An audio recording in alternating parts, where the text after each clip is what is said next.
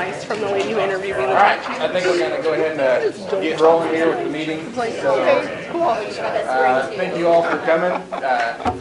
We're glad you made it here to the November meeting. Hard to believe it's already November, so only got about 5 or 6 weeks of the semester left. So just to get started, it's a quick announcement. The IMA meet and greet will be Monday, and the time has changed from 5:30 back to 6.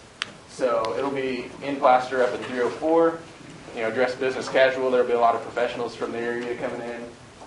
Food will be provided, and I also believe they're going to give out prizes as well. So it's a good time to kind of network, just come and meet some people, possibly bring a resume, but definitely dress business casual and be prepared to just kind of talk. I believe it's very casual. So the Boy Scout Merit Badge will be Saturday the 17th. We're wanting to do about 15 people in the morning, about 15 people in the afternoon. So here in the next week or so, you'll see a sign-up sheet go out, and you just click the link, sign up. It'll ask you for your name, phone number, email address, all that, so we can get a hold of you. Once again, we're wanting you to do 8 to 12 or 12 to 3. And if you can't, stay the whole time, feel free to send us an email. Anytime you can come help, obviously will help as well. We just need to have, the professors will be doing everything as far as the merit badging university. We just need someone else to help pass out stuff, and they have to have 2 adults in the room at all times. So we just need volunteers, and that's what essentially pays for lunches and everything like that the Accounting Club does. And lunch will be provided if you are there and helping. And then other announcements, just as a raise of hands, who would be interested in T-shirts if we possibly did that? It'd be back into spring before we decided anything. Yeah. So. All right. And then just a reminder, the December social, first Thursday in December as well. And we will have a game and food and, very, very casual as well, and just come and hang out. We're also doing the toy box drive again with KOAM. And so right now we don't have the box yet, but we'll be getting a box pretty soon. So essentially all we're doing there is bring in toys to donate, and, KOAM distributes all of it for us. Nothing big. I mean, $1, $2 toys. Right now, just bring it to Mrs. Maddox's office and, leave your name on it somehow. And professors possibly may give you professional development points, maybe, if you speak to them. But that idea is there. And then just looking way ahead, we'll probably be doing a spring social event, much like we did last year with the bowling. So if anyone has any ideas on what might possibly they would be interested in doing something off campus, shoot us an email or just let us know. The bowling was a pretty good idea last year, so once again, any ideas, just let us know. And then for our speakers, we have a recent grad panel, and so I'm just going to go from right here across. I want you guys to introduce yourself and just kind of give a background about your education and when you graduated, and then just kind of hit on the job search process you went through. Okay. My name is Lynette Smith. I graduated originally from College of the Ozarks in 1999 with a degree in education and English, and I taught high school for several years, and then I was a mom. And I started working at Orange Leaf Frozen Yogurt about 7 years ago. They needed a manager. They'd hired a guy, and he stayed for one day and said there was no way he could do it. So they were kind of desperate to get somebody. And so I started in just wiping off tables, mopping floors, cutting up strawberries, and after about 4 weeks, I was the manager there. So it was a very short process. I did tell the owner, I don't know what I'm doing, I've never managed anything before, and he said, that's fine, I can teach you what you need to know, and so he did. He was really, really great. And in doing that for several years, I thought, okay, there are parts of this job that I don't love. I'm not good at marketing, and that's not something that I wanted to keep doing, but I really like the book work. I like making the orders, making sure that the bank balances and all that kind of stuff. And so I looked back into what can I do for education to try to get an accounting degree, what things were even available. And I called and talked to Dr. Smith, and he immediately said, I think the best way to go would be to get a master's degree. So we looked at what options there were available, what that would entail. And it took me 3 years because my education was not a background in business or anything like that. I had to do all of those kinds of classes. And then also go into, the focus of accounting as a master's degree. So I graduated last year in December. It's been almost exactly a year. I am still searching for another job. I would like to have one that focuses more on accounting. I don't hate my job. I like it. It's a good one, but I'd like one that focuses more on the things that I enjoy. Hi, I don't like this stuff, so please bear with me as I talk in front of a bunch of people. I'm Alexa Arevalo. I just actually graduated in May 2017 from here with a bachelor's in accounting, or the business administration with an emphasis in accounting. And my job search was pretty simple. I'm not going to toot my horn, but, let me do that for a second. I actually graduated with magna cum laude and was actually approached both times for the jobs that I've had out of college. I got an internship with Leggett right before I graduated. They didn't have a full-time position open for me. They kept me on longer than the internship, and then the position just never opened, and I was getting close to graduation, so I was actually approached by someone in town with a job offer, and then ended up almost a year later getting approached again with another job offer and that's where I'm at now. So I'm at Vintage Stock right now in their accounting department. So my job search has been a little bit different than everybody's, but I did frantically apply to a million places before they approached me, and yeah, so that's kind of where I'm at now. I'm Mallory Hill. I'm a senior tax accountant at Leggett & Platt's corporate office. I graduated from Southern in May 2014, so I've been gone a little bit longer than these two ladies. Bachelor's degree in business administration, and I majored in both accounting and finance. My job search process with Leggett was, again, not your typical search. I didn't initially apply when they had an open internship position, but Dr. Smith approached me and said, "Hey, I recommended you for this position. Why didn't you apply?" And I was like, well, I just started, 2 other jobs. I don't really want to leave those, but neither of them had anything to do with accounting. So took his advice, applied for the internship, had a couple interviews, got hired as an intern. So I interned there for about a year and a half before I graduated in May 2014. And they offered me a full-time position to start when I graduated. They offered it like 6 months before I graduated. So I knew 6 months before graduating that I was going to have a full-time position with them. So not your typical job search process either, I guess. So now I'm a senior tax accountant at Leggett. Stay in the tax department the whole time. So. I'm Joey Henson. I am the Chief Financial Officer for a company in Joplin called Sidecars. Also not your typical job search. I'm starting to think there's a theme here. The not typical job search.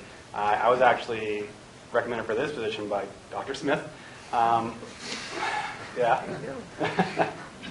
Common link here. There's common link there, guys. I'm just saying. I graduated with my bachelor's in May of 2015 and with my master's in December of 2015 and got my CPA in October of 2016. That's a lot. We're impressed. Yes. Thanks. It's pretty impressive. I agree. Not to toot my own horn. No, in all seriousness, so job search. I started as an intern.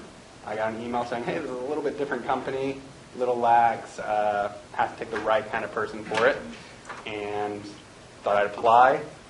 In the job search, I had to go to 3 different places because none of the places that I was told you were supposed to apply for were the actually the ones you were supposed to apply through.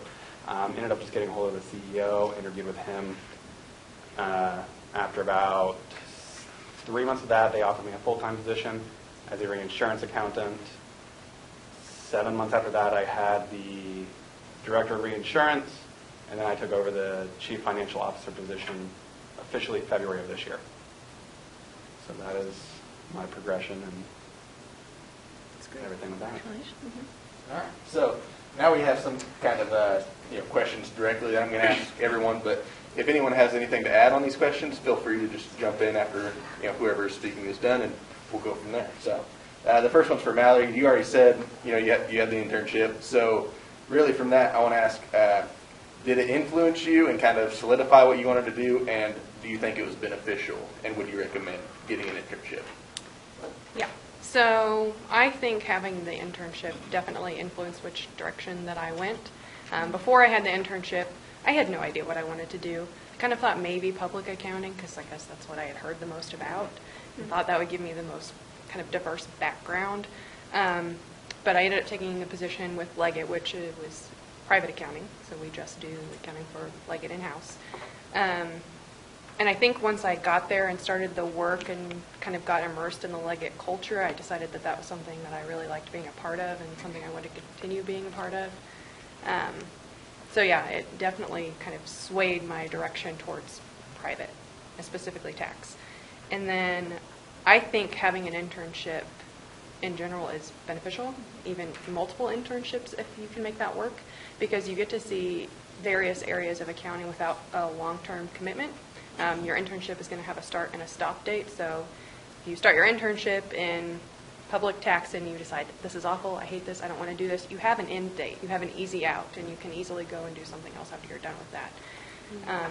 Internships can also turn into full-time jobs, like mine did. They offered me a job, and I liked it enough, I took it. So,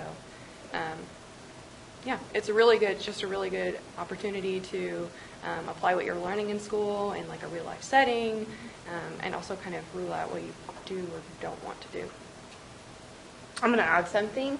My internship was vital. I mean, when they interviewed me for mine, I actually cried on my way home. I was like, oh my God, accounting is going to be so boring. Oh, I went the wrong direction. I don't know what I'm doing. And then I got into it. And, she had, there's a start and an end date. And, I had talked to my husband when I went home, and it's like, go and learn. And I actually was so thankful. The Leggett team there was incredible, and I learned so much. Then I loved it.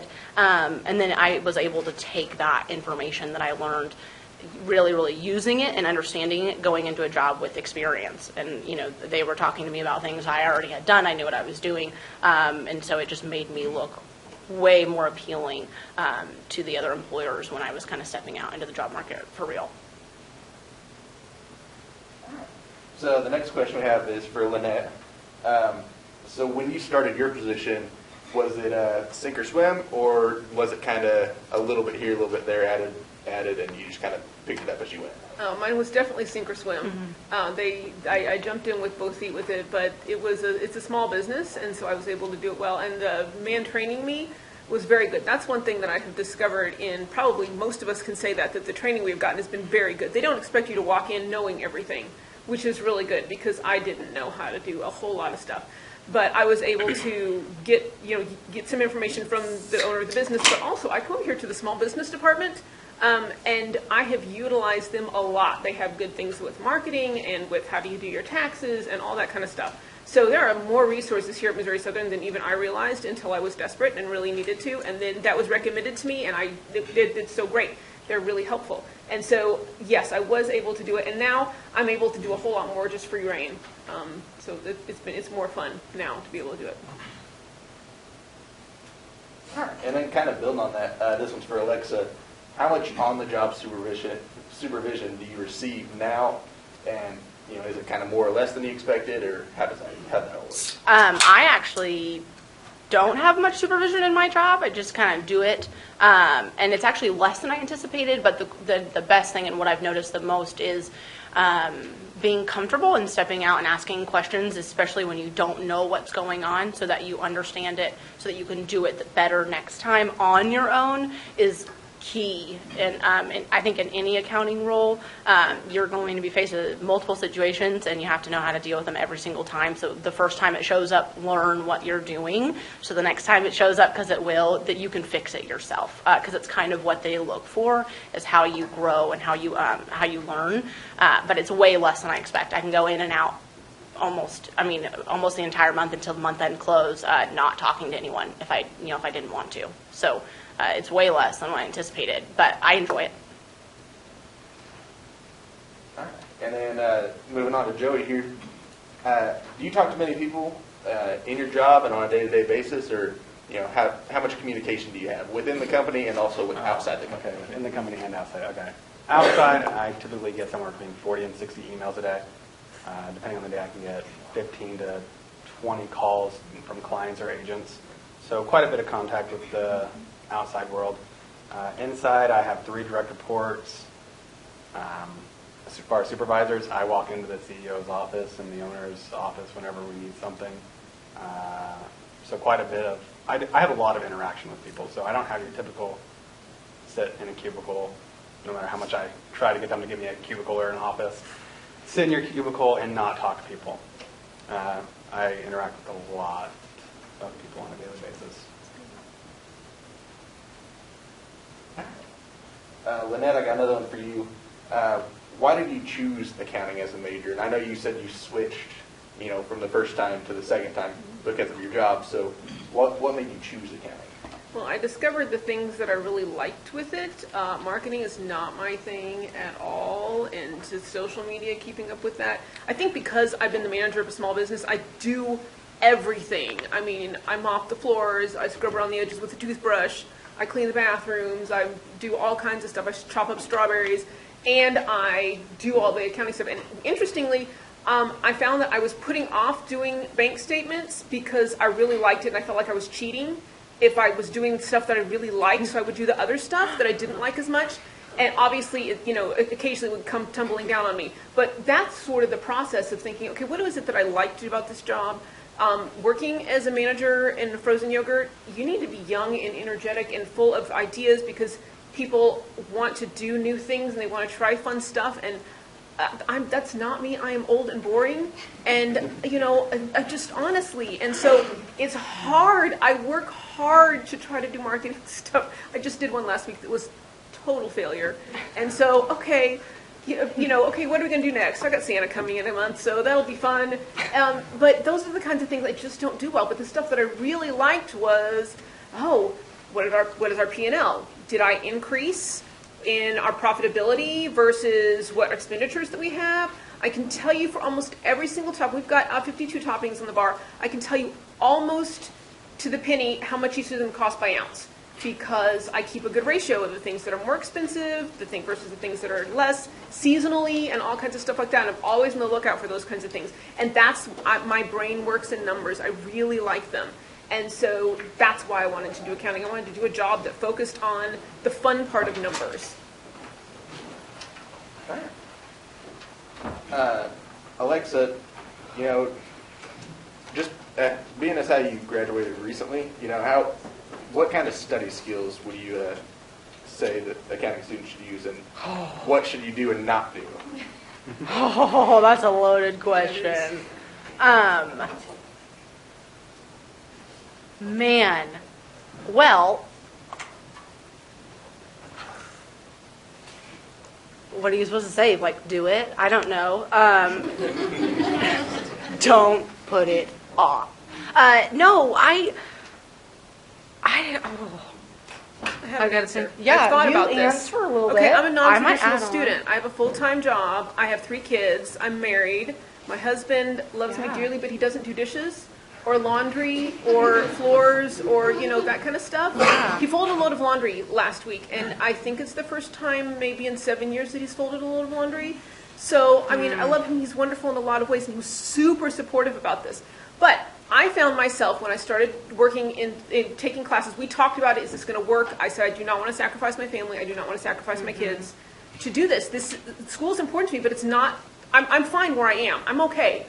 I would like to do it, but it's not worth it to sacrifice. And so I started, Saturday morning, let me study. Okay, I got dinner done. Okay, guys, I'm going to study. And the kids need help with homework. And Mom, can I wear this tomorrow? And no, it's too short and whatever. And so, I found myself being very interrupted when I tried to study, and then feeling like I needed to be a mom. And then when I was being a mom, I have all this, I know that this stuff is going on, and I know I have this due date, and I have this homework thing tonight that is due by midnight. I have to get it done. So what I decided to do was, I am a mom. All day long, I tuck my kids in bed at 9 o'clock, and I worked doing schoolwork from 9 to midnight every night. Yeah. And then I would go to bed, if possible, at midnight. Sometimes it was 11:45, which was wonderful. Sometimes it was 3 or 4 in the morning, not usually, thankfully. And then especially doing undergrad work where there's just more hand work to do, more actual homework to hand in, I would do about a half a day Saturday or Sunday. But I would leave the house, go to the library when I'm not distracted, where my kids aren't asking me, what's the button I push to do the popcorn on the machine, Mom? And so that was the thing for me. And my sister had finished her doctoral thesis, and that's what she did. She's scheduled her life to have time and had a babysitter, and she left the house. And I thought, that's what I have to do. I have to schedule time, and I did. And sometimes I skipped things that were really important. I stopped doing anything that was optional. And I focused on, I did my kids and I did my schoolwork, and that was pretty much it. But scheduling time where I didn't have the nagging feeling of I'm doing the wrong thing helped me 100%. Yeah. So I'm kind of the normal college age, or was, but I had a husband and a child and a full-time job, so my accounting club participation was very, very limited. But I did the same thing. I think scheduling was huge. A second one, and one that I tell everybody, we talk about so many times to network, and they don't realize that your professors are like the best networking resource. So not kidding, and I'm sure Maddox and even Smith will like atone. I was there an hour early sometimes because I had a babysitter finally. I would get an hour early. I'd sit in Miss Maddox and be like, so, class, let's talk about it. What was this? What was that? I mean, I've had sent emails to Smith about, tax paper. It was due the next morning, and I'm like, you don't understand? I don't understand what's going on. So I would speed here before work and sit in his office and be like, explain this, because I don't know what I'm doing, and I know it was due last night at 8 o'clock, but, it's 9 in the morning, and I'm really hoping that you're going to help me not get any late points, which he was nice sometimes. But no, they really did help me. Like, that was my study tool, was like, I've got their email memorized. I knew when I was sitting at my desk, like, what am I doing? And I made sure I took that 15, 20 minutes after class or before class to make time with them, because they are the biggest assets, at least for me too. And I would bring notes, and I would rewrite my notes, with what they said, and better wrote it down in better words, because in class sometimes you don't have all the time. And I had to go to school, work right afterwards, and so I just knew I was going to be there an hour before class, so I would make sure they were there, and I would sit in their office. But no, it really did help. Yeah. All right. And then, Mallory, specifically for you, are you studying for the CPA exam or any other accounting certifications? And how important, especially being in a big office like Leggett, how important are those certifications? Yeah. So I do have my CPA license. I started studying about 2 months after I graduated, and from the time I started studying to when I actually physically got my license, it took about 1.5 years. So that was nice to do. That was always a goal of mine as I was going through the accounting program, was to get my CPA license. At Leggett, it's not, we're not a public accounting firm like we're doing private accounting, so the CPA license isn't required. You don't have to have it, but it is a good thing to have, and kind of separates you from other people that don't have that certification, because it shows that you can put forth the effort, and you have the ability and the knowledge to complete such a rigorous exam. Like, it's tough, and so if you can make it through that, I mean, I really do think that sets you apart. And Leggett incentivizes people who do go ahead and get the license, so they will, once you've successfully passed all of your sections and you have your license, they'll cover your exam fees, they cover part of your study materials, and you get a raise. So they do kind of have some sort of incentive to get that. So I think it's a good thing to have. In my work, I don't have to have it, but it is a good thing to have. And then as far as other certifications, depending on where you want to go, there are other things out there other than the CPA. There's the CMA for management accountants, there's certified fraud examiner, there's certified internal auditor. So there are lots of other certifications that you might want to look into if you're interested in something other than public accounting. Yeah, and on that, the thing about the CPA and any designation, like she said, is you have it. They're not going to take it away from you unless you do something unethical. And for some reason, and I know you've had this experience, I guarantee it, people look at you like you know everything about everything. One of my workers can tell, one of my employees can tell a client something. I say the exact same thing. I'm a CPA. It carries more weight. No reason to have it that way, but that's what it is. It is just a perception. More credible. The perception's reality. All right, and then this one's specifically for Joey, but I'm sure other people have something to add on this one. Is there anything you're especially glad you did or wished you'd done in college? Classroom, networking, anything to do with the professors, anything along those lines? What's something you wish you would have done? How long do we have? One thing I wish I would have done was taken it more seriously. You can ask any of the professors in this classroom. Terrible student. I showed up to class, was on my computer most of the time. First 2 years were terrible. After that, I got a kick in the rear, stepped it up. So take it more seriously. Show up to class. Interact with your professors. I think you said, your professors are one of your best networking tools out there. I mean, they know people in the community. I know I got hired by someone going to Dr. Smith. I've hired people going to Dr. Smith. When they offer you an internship, apply. That is the biggest thing. If you apply for it, even if you don't get it, you're taking a chance. You learn just by failing. So that's one thing I wish I would have done, was applied for more internships. And I applied for a lot and didn't get a lot of them. But being more interactive with, Meet BKD night, Meet IMA, all of those is huge, because you do meet those professionals. And if you make a good enough impression on them, you might not need a job now, but 5-10 years from now, that's invaluable. Get their business card. Follow up with them with an email.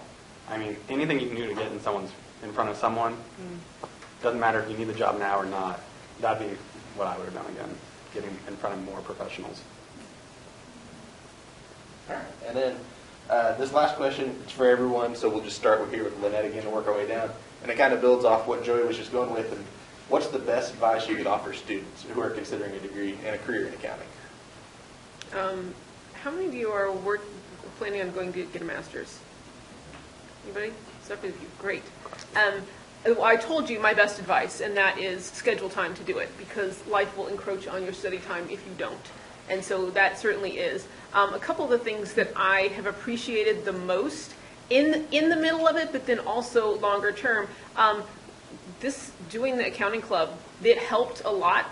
This panel was amazing to learn what everybody had done. And then, like they were saying, with being able to talk to other professionals, you hear what other businesses do and how they conduct themselves, and you can say, that's a place that I definitely want to apply, or, you know what, I don't think I'm going to fit in with the culture there. Either they're too stringent or they're not stringent enough, and so that's helpful too, because you learn more about that.